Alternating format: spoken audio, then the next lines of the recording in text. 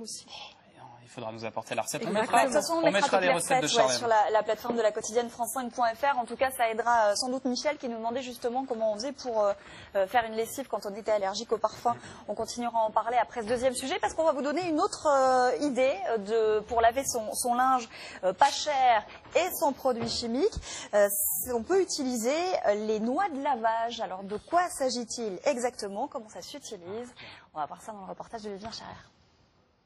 Depuis 4 ans, Cécilia est adepte d'une méthode alternative pour laver son linge. Je vais faire ma lessive avec des noix de lavage. Importées d'Inde, ces petits fruits rencontrent un certain succès depuis une dizaine d'années. Composés de saponine, un détachant naturel, les noix de lavage, complétées d'autres produits de grand-mère, s'avèrent redoutables.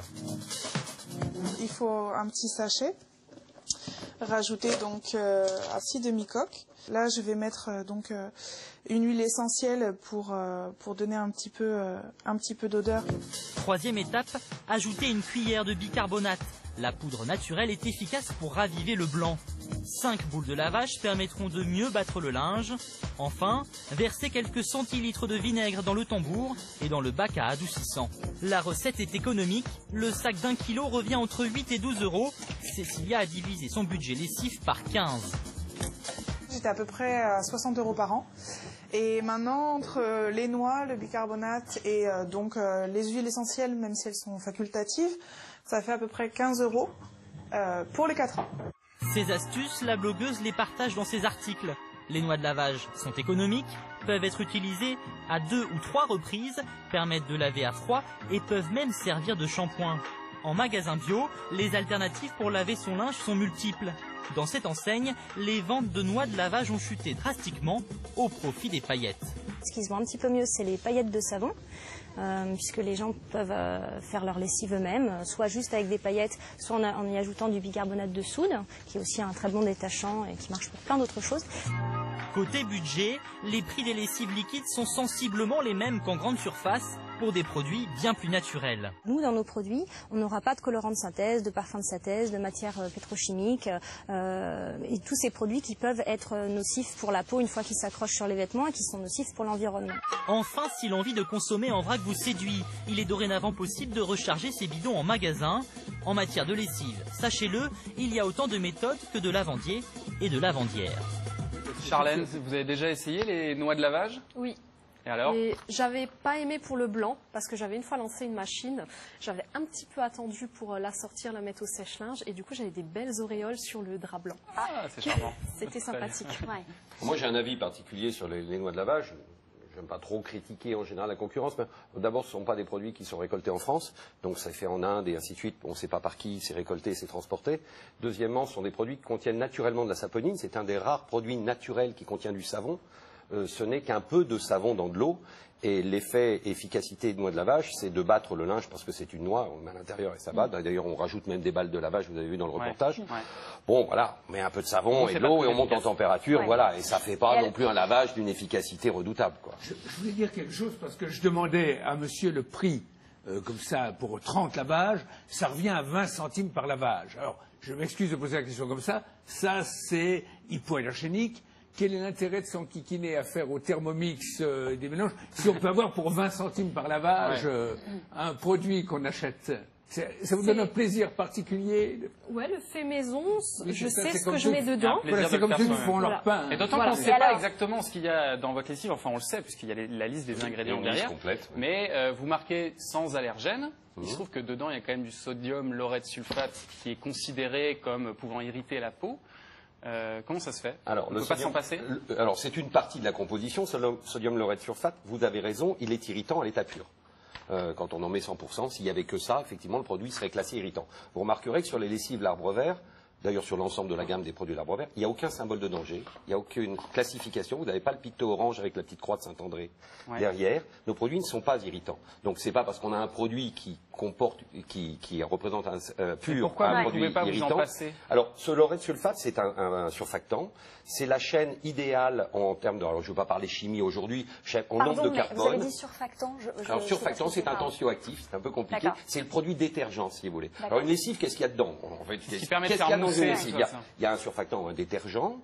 Vous avez parfois du savon qui ont aussi un équivalent de surfactant de détergent, parfois pas, certaines lessives n'en ont pas, il y en a qui n'ont que ça, le savon de Marseille est une lessive à la limite qu'au savon, et puis vous avez à côté plein d'autres choses, vous avez des enzymes qui boostent, vous savez, le fameux sketch de Coluche et ainsi de suite, qui boostent l'efficacité de lavage, vous avez des anticalcaires, donc en général ce sont des phosphates phosphonates, pas chez l'arbre vert parce qu'on proscrit toute source de phosphore, on utilise des citrates.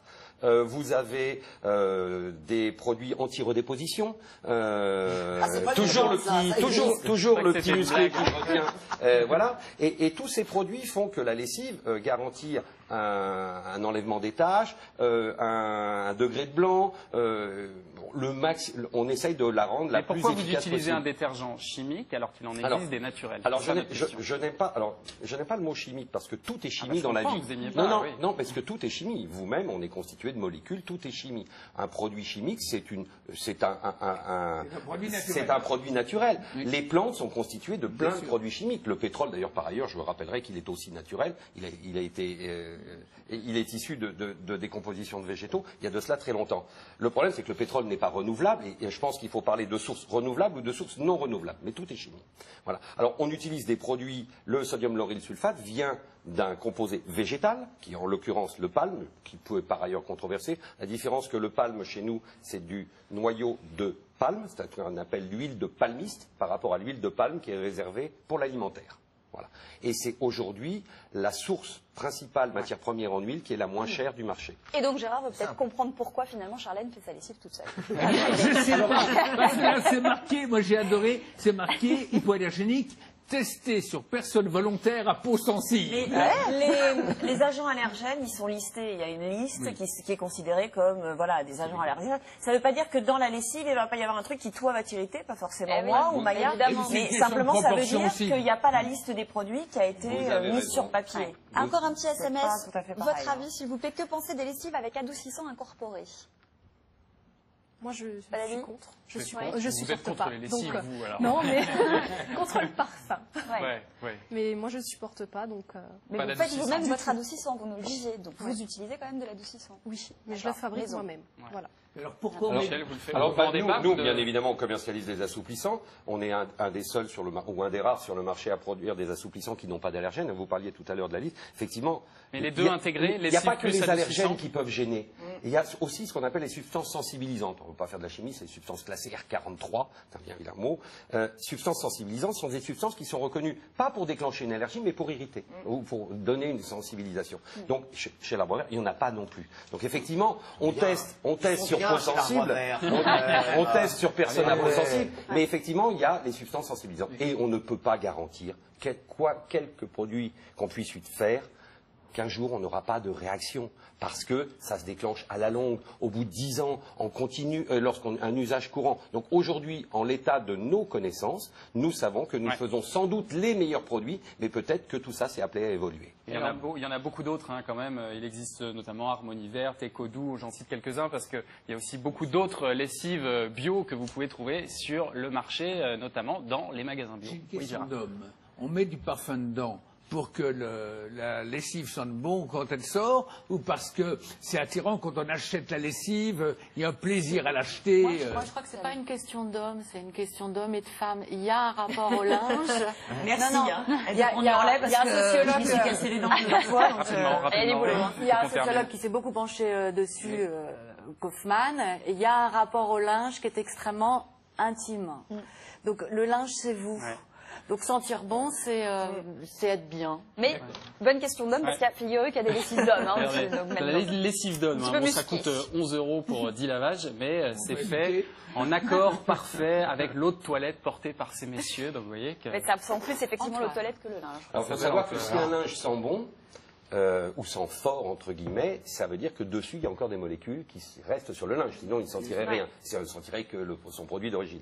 Donc, si un linge sent bon, c'est qu'il y a encore des molécules. Et s'il y a des molécules, ça veut dire qu'il y a de très grandes chances qu'il y ait encore des substances sensibilisantes dedans, puisque les parfums comportent beaucoup de substances allergènes. Allez, on referme ce dossier et on vous donne quelques petits conseils juste avant de le refermer, ce dossier. Pour du blanc d'abord, privilégiez plutôt la lessive en poudre. Et puis on vous l'a dit, pour la couleur, en revanche, il faut privilégier la lessive liquide. C'est pas très pratique, mais en fait, il faut acheter les deux. Ouais.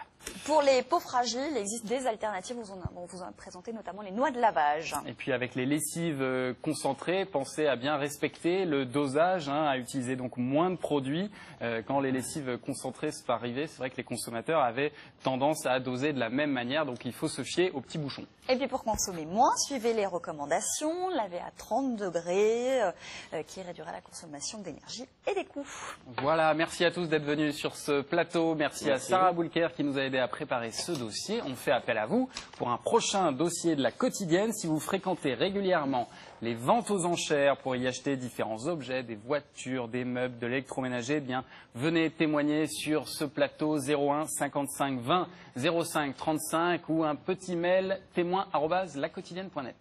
Il est 12h38, on a la dalle, on va donc rejoindre Farida qui nous emmène en Italie ce midi. Yeah. Lasciatemi cantare con la chitarra in mano. Lasciatemi cantare.